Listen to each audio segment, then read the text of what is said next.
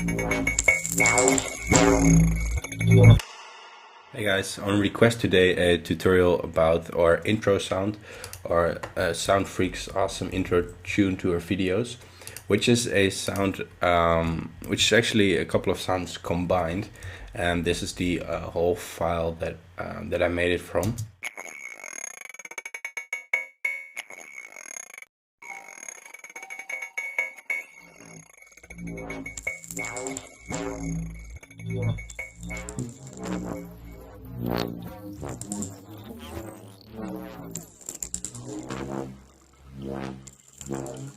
So we hear some metal sounds in there, we hear some bass, we hear a little bit of reverb, and this was all done in Alchemy.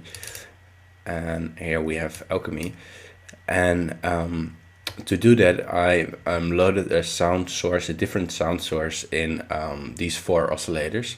So the first one, A, has coins, the second one has a triangle, just a waveform, then a square and another square waveform. And so the metallic sound like thing that is oscillator A, if we solo that,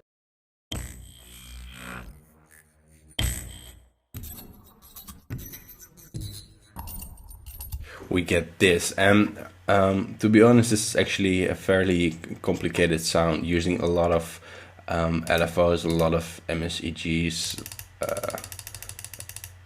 at least 13. And besides that, Alchemy is not, you cannot buy it anymore because the company is no longer with us.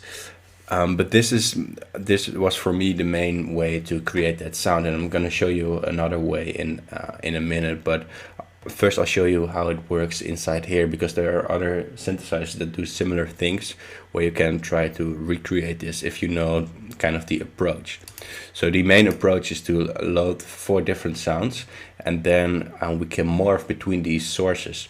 We have these knobs here, X and Y, and I can map that to this morph square. And so if I'm in the upper left corner, it will play this coins oscillator, and the upper right it will play the triangle, and then this is oscillator C, and this is oscillator D. So this way I can easily morph between my 4 sources.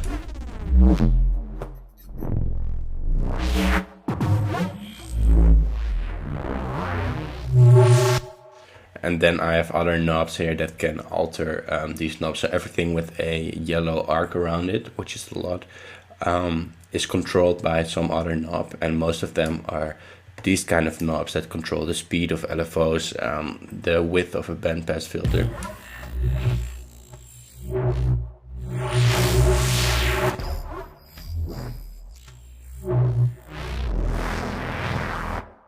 And these are then mapped again to these morph squares, where I can, with one movement, control multiple knobs at the same time. So this is very similar to the macro controls in Massive, except that you have now one other control that can morph those macros again. So Alchemy is a pretty crazy synthesizer, and this just shows that.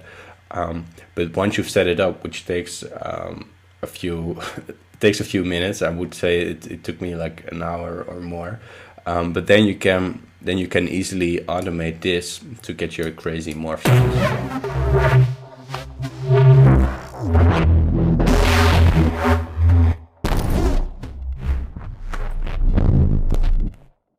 Like that. We're not gonna do that right now, so I'm gonna show you a different way to do this, but then just in the arrangement window. And it might not look that exciting, but I think we can achieve very similar or even the same results if we just take that Alchemy-like approach. So first we heard this metal-like sound here. We need something like that. So I did a search in my browser, searching for ratchet, which is sort of a rattle, but I can also just search for metal, and I have a lot of sample packs, and this is also searching my native instrument libraries. So I found this one, which is a absinthe sample. So if you have absinthe, you're probably gonna be able to find this as well. So if I search it again, we can see that it's this one, and it's in the native instruments absinthe folder. So that's good. I think we all have this, and it sounds like this. So it's pretty close. It's pretty useful for us. That's one thing that we need. Another thing that we need is a bass sound. So we should just make that one, I think. And I have ES2 here, but this is going to be a very simple bass sound, so everything applies to other synthesizers as well. First I'm going to set this to legato. I'm going to set it to unison, so we have 8 voices, which makes it sound already a little bit fat. Then we can set them a little bit lower. And let's choose a triangle wave here, a pulse. And what should we do? Another pulse. And then we do a bit of detuning. So if you're not familiar with this synth, you can do this just as easily in Massive.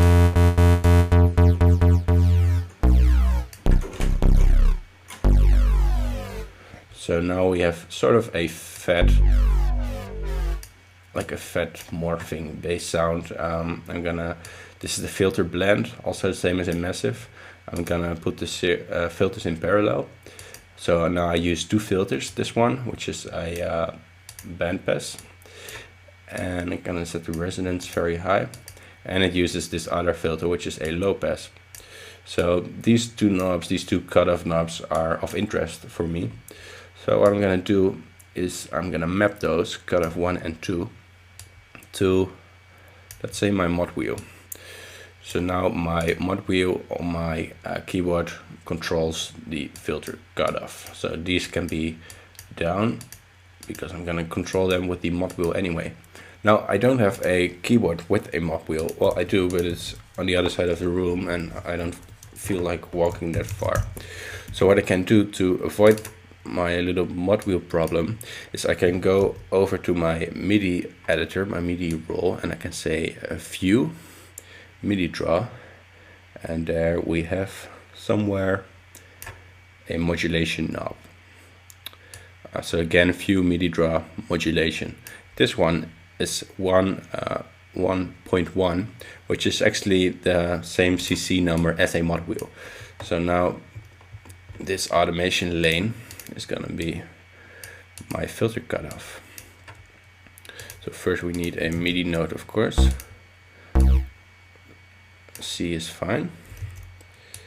And we're gonna make sort of a rising bass sound. Like that. Because remember, we wanted to make a sound similar to this one right here.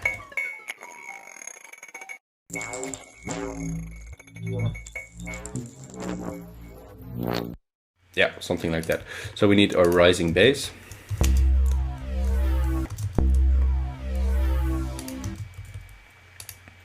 I'm gonna tweak the filter a little bit to give it sort of a click at the beginning where the filter is open, then it closes a little bit, and then it opens up again.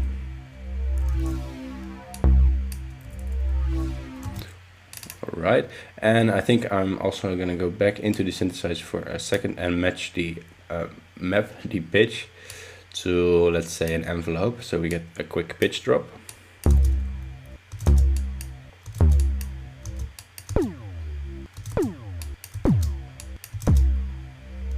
It always gives it a little bit more power. Let's use a little bit of chorus here. You can try some distortion, but this is often pretty extreme. No, I like that, yeah.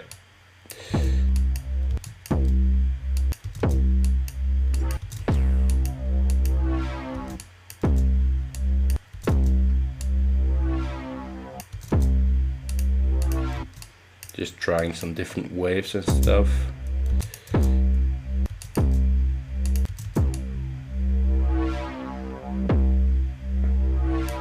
So this fancy looking triangle is just the mix between these 3 oscillators. I'm gonna use a little bit more detuning, and then I think I'm gonna settle with this for the bass sound. Yeah, that's fine for me. Then we're gonna work on the other sound, the sort of metallic sound. We have our absinthe sample here, and it's fine, but it's a little bit fast, so the rattles are not, I can't hear them individually very well. So I want to bounce this as a new audio file. I hit Control B for that on the Mac. And I want to do this because I don't want to destroy my absinthe samples. I don't want to load factory presets in absinthe and then think, hey, what, this sounds totally messed up. Well, that was because I changed that audio file. So I want to make a new audio file of this, and then I deleted the old one. And now I can do with this whatever I want. So I'm gonna open my tempo pitch view. What's that called? It's this thingy here at the top. We can choose between automatic, monophonic, slicing, rhythmic, flex pitch, speed, and tempo phone. So flex pitch you're probably familiar with. That's the one that shows you the MIDI notes, provided that it can hear a pitch, which it doesn't in this sound. And this is meant to tune your audio file, but I'm going to use the speed. This just slows down our audio file as soon as we start dragging it. And that was exactly what we wanted, because we wanted to hear all these little nice clicks individually.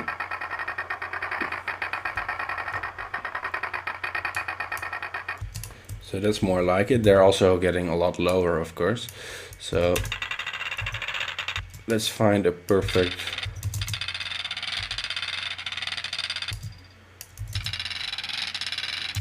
I like that. Let's just bounce a couple of versions. So we can take this one, make a new audio file of it, and then we can try maybe the tempo phone effect. It's also not too shabby. Even slower maybe. And with this one we can also mess around with the grain size. So this is actually a granular synthesizer, which is exactly what Alchemy is using to play back samples. Okay, I like this. I'm gonna bounce that as well. So we're creating a lot of files here, but that's all right. And then we can try, I'm gonna try the speed again, but then a little bit less extreme, maybe like this. Yep, I like that. So we have our bass that I'm gonna make a little bit longer, and then also bounce to audio. Because the advantage with audio is that you can easily reverse it and cut it in different pieces and stuff like that. So I'm gonna add a few notes in here. We have a G here. I can add a C here. And then give it some glide, maybe, so that it glides towards those notes. I hope I'm not moving too fast, by the way, but there's just a lot to cover. So let's check this out.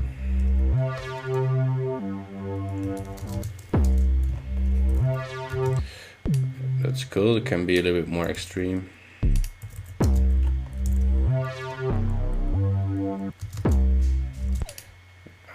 And some fast pitch rises here.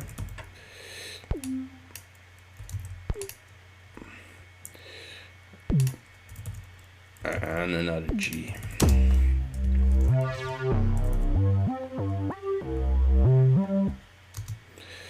Okay, that's fine. I'm gonna choose another LFO just for the cutoff, so that I can have a little bit more movement right there.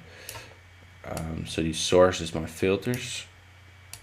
Source, oh sorry, the target is my filters, of course, and the source is my LFO1, which is this one. So this is the speed of that LFO, and here we can choose a wave. It's now set to triangle, which is fine for me. I'm happy with that.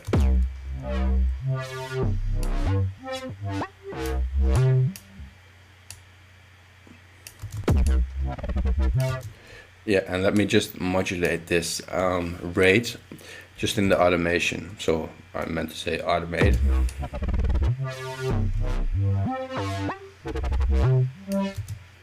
So now we have a nice little bit of dubstep-ish thing going on, which is almost old school already. We can do that, and let's try it again with a different rate.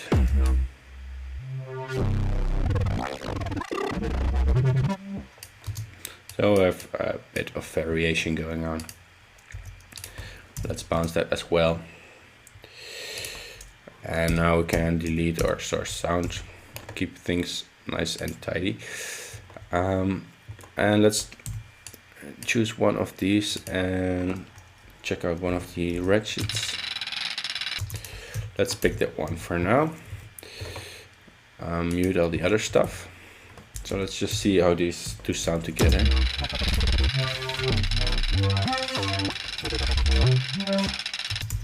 Okay, that's nice. It's a little bit chaotic, but we can work with that. Let's try a little bit of a different ratchet. Yeah, I like this one more. So what I want to do with this metallic sound, there's not a lot of lows, but you can see this sort of curve here. I definitely do not want any lows. So just to be double sure, I'm gonna EQ this with a high pass, and I drag it fairly high at 850. Just to clean out all of the bottom of the sound. And then what I'm gonna do is, I don't know if Logic has a tool for this. I'm sure it has, but I don't know about it. But I want to use an like an attacker, a transient designer. I know Native Instrument has one, and this Alloy has one. I'm just gonna boost the attack of the sound and drag down the sustain. So the sound will get a lot louder, but it will also be a little bit more snappy. So that's the difference.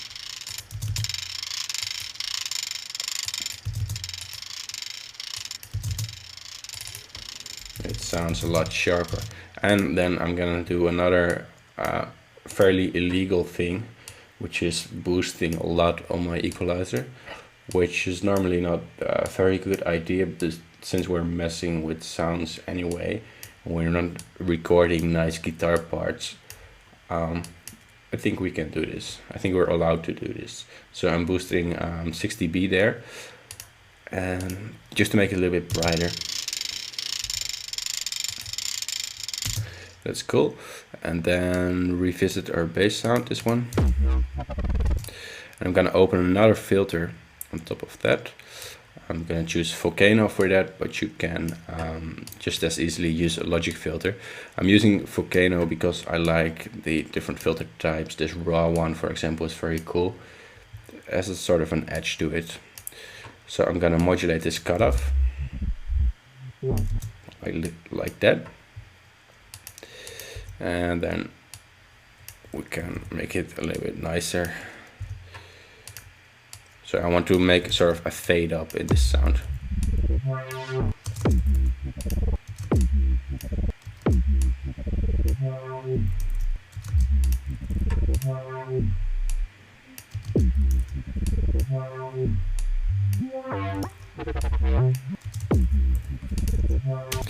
Okay, and then together with this one. And now what I want to do, because the most difficult thing, and Alchemy is great for that, but the most difficult thing is to get these sounding like one sound. You don't want them to necessarily sound like a bass and some sort of clicks on top. You want to make it one, and there are different ways to do this. One of my favorite ways is to send them both to one bus. So now we're having the, I'm gonna choose 30. Now we're having the huge advantage that we can process this file as one.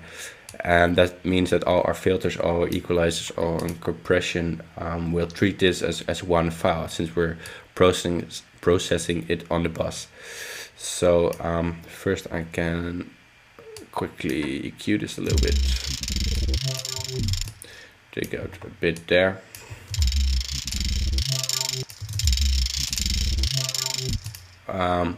And we can also filter it like this. So let's choose that same filter again, and choose the filter cutoff, filter 1 frequency,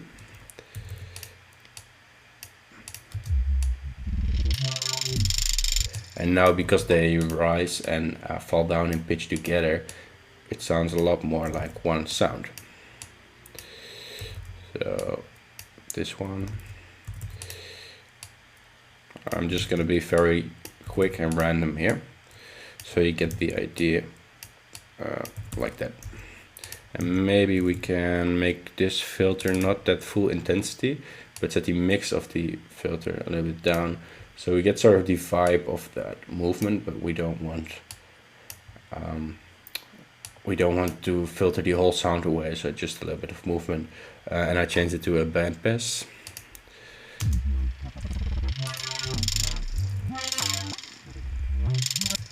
I like that. So another thing we can do here to make it a little bit sound like one is we can use a reverb, and I'll just choose a Logic reverb for that.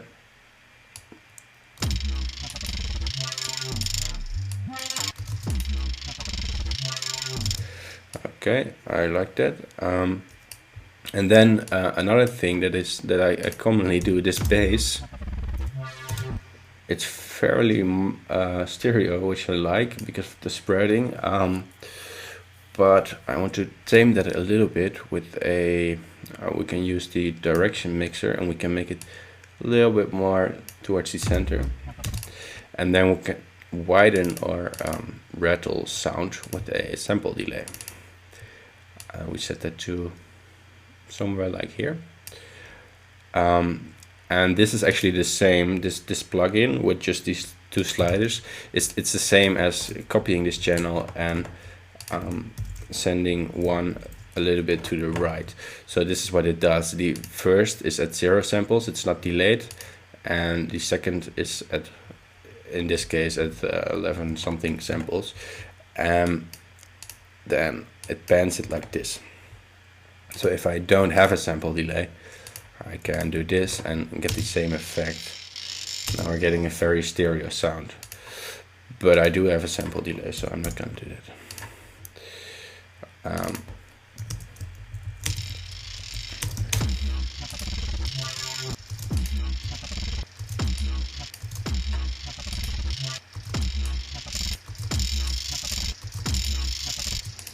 And now we need to do a little bit of mixing.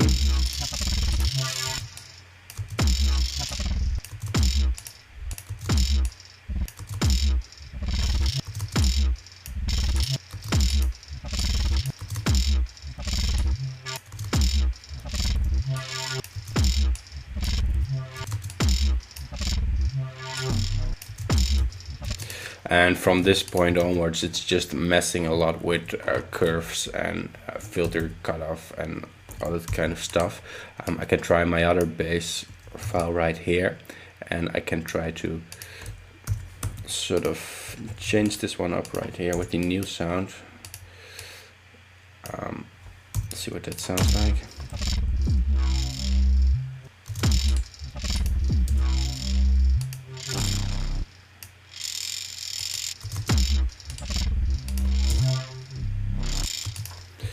And then I can take this metallic thing and I can slow it down at the ending. So here what normally says fade out, you can also choose slow down, and then you choose the amount of time you want it to take to slow down. So I'm gonna say 900 maybe. Let's just go for 1000, and then we can give that a curve, so now this gets a nice round edge. This always sounds nice.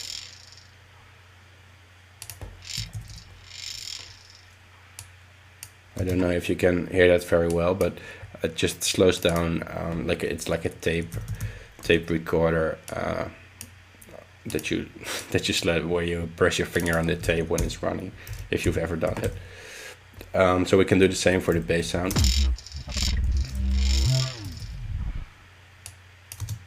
And we can also do that, but then fade it in or speed it up, just so you can easily hear what it sounds like. This may be a little bit extreme, so let's go for 500.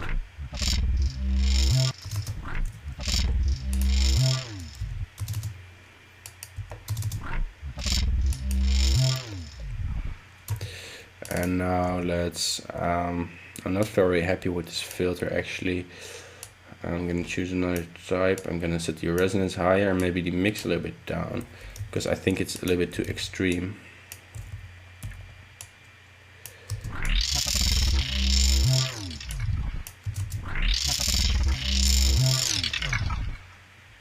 I like that better.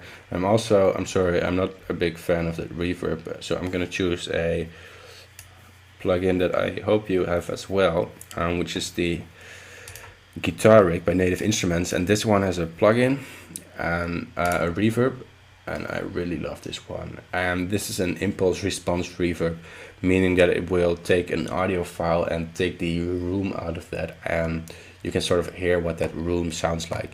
So these are actually audio samples that the reverb is extracted from and used on your sound, in this case, or crazy bass sound. And you can also use your own folders or your own samples for that.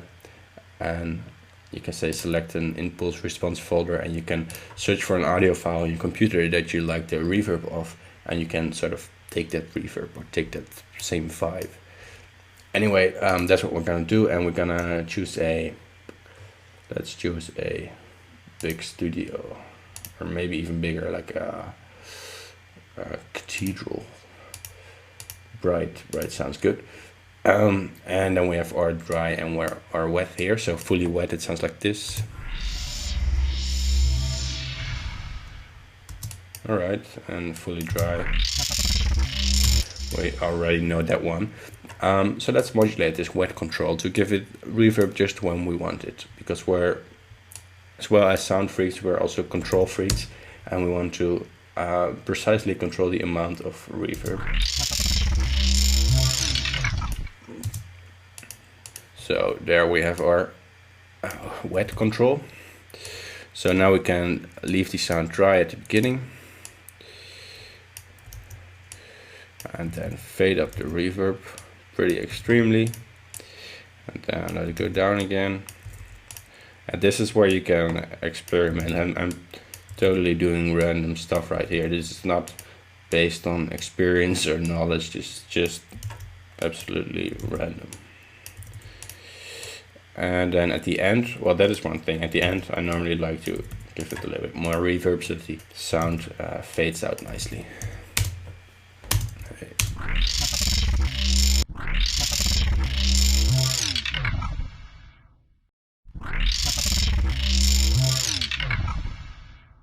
And from here on out, there's so much stuff that we can do. It's pretty insane. We can. My first instinct would be to make that bass sound a little bit better. I think it's a bit boring or a bit dull. Let's excite it a bit, which is just some distortion.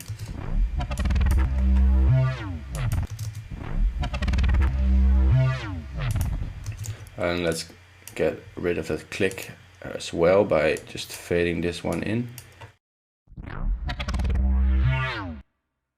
Bounce that again. I can delete all this stuff.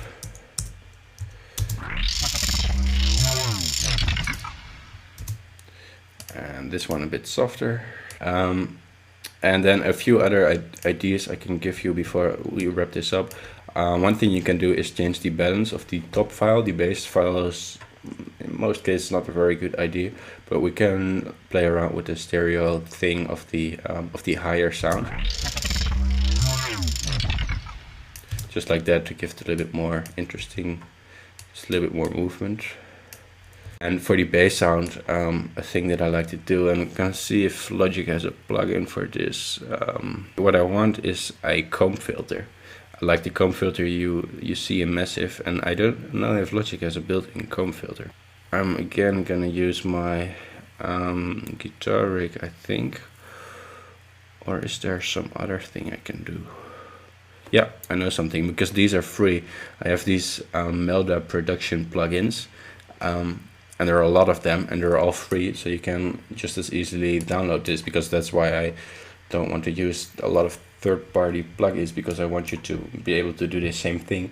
But these are actually free. You get this thing saying upgrade please, but that's not really necessary. You can still use all the functions. So I'm going to use a comb filter, and a comb filter is a filter that feeds back the signal. So it takes the signal, in our case our bass sounds, and it plays it through the filter, then delays it a little bit, and then actually plays it back into the filter again. So you get these very extreme feedbacking sound, and I think you might recognize it from the massive comb filter. You get like these metallic sounds. So I'm gonna use that. And just some other options if you don't have this one.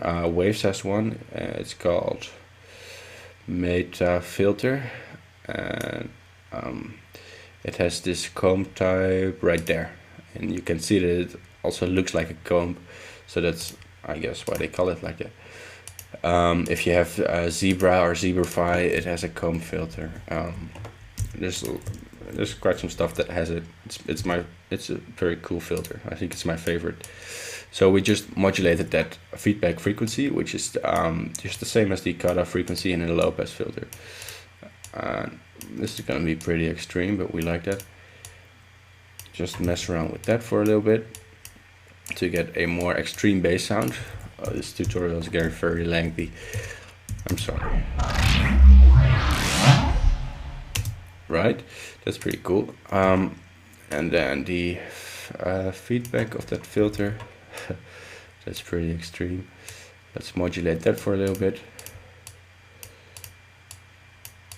Ooh, that's probably too high.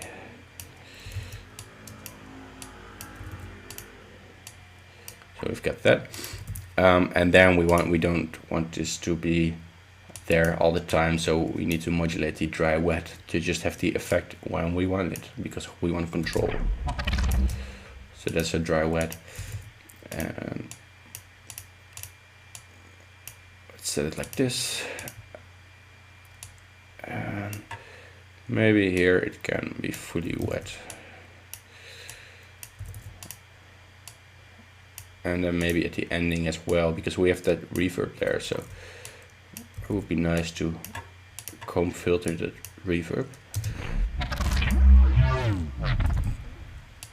Oh, I like that. We get sort of this metallic sound. So then together with this one, I think that is pretty cool, guys.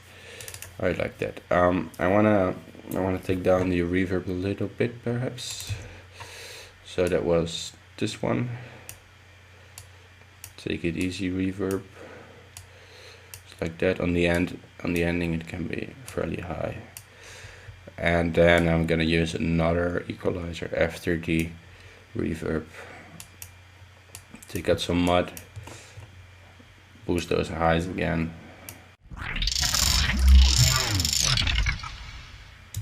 Okay, I think we're pretty happy with this. The last thing that I'm gonna do with this, except modulating this one down,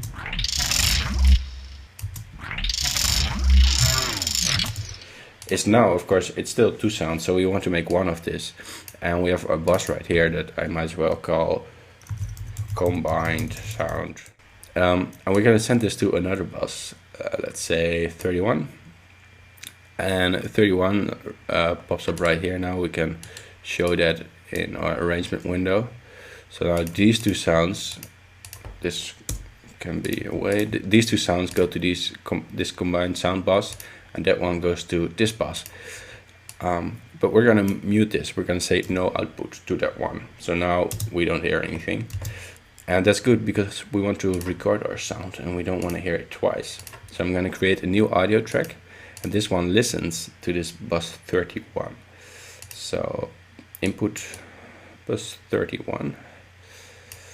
And then I set the input on to listen. So now if we play the sound, we can hear it again, I think. No, we cannot, but that's fine. Because we can record it right here on this audio track. and we can see it there. It looks nice too. That's a nice looking sound. So, and then I'm going to disable the bus, and then it says invalid input, which makes sense. And now we have our sound as one nice audio file. And now we can, for example, throw it in a sampler, and in Logic we can do that by pressing Ctrl E, and then it says, where do you want to create zones from? And then you say, well, I want regions. How do you want to call it? And I want to call it awesome tutorial sound .exs. Alright. And now it's gonna scan, and it's gonna make a nice patch from this in our awesome EXS sampler. And I'm gonna send this to my output. And now if we go to edit, we can see the layer sound here there on C3, which is fine, but unless we have a melody that is exactly and only playing C3, this is pretty worthless. So I'm gonna extend this to play over a couple of octaves, down and up. Okay, let's see how that sounds. That doesn't sound very well. Oh, there we go.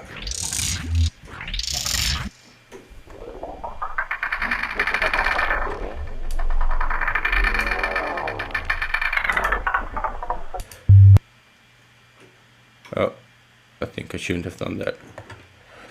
I messed up by not saving it. I should save it. Try it again.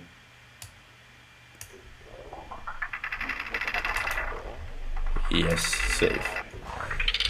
So now we have it in a sampler. We have another filter again to control this. We can change pitch. Now that is cool. We can do some cool stuff with this. I almost want to try to record this and play with the pitch at the same time.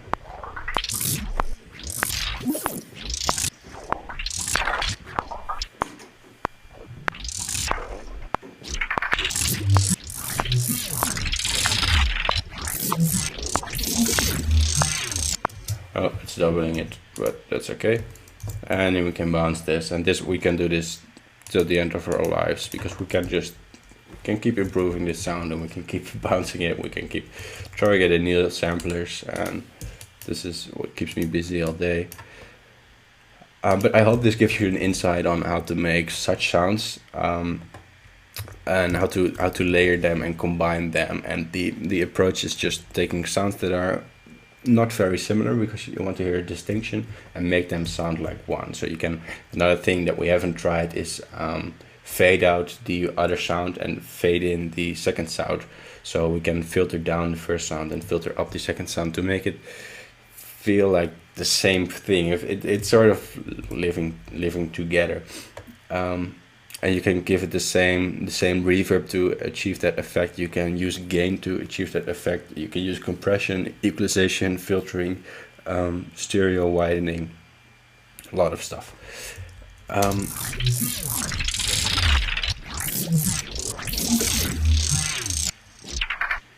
I think we did a good job. We can be proud of ourselves. So I hope that was useful to you. It was very lengthy. So I'm gonna stop this video right now, and I'll see you another time for a new video. Thanks for watching.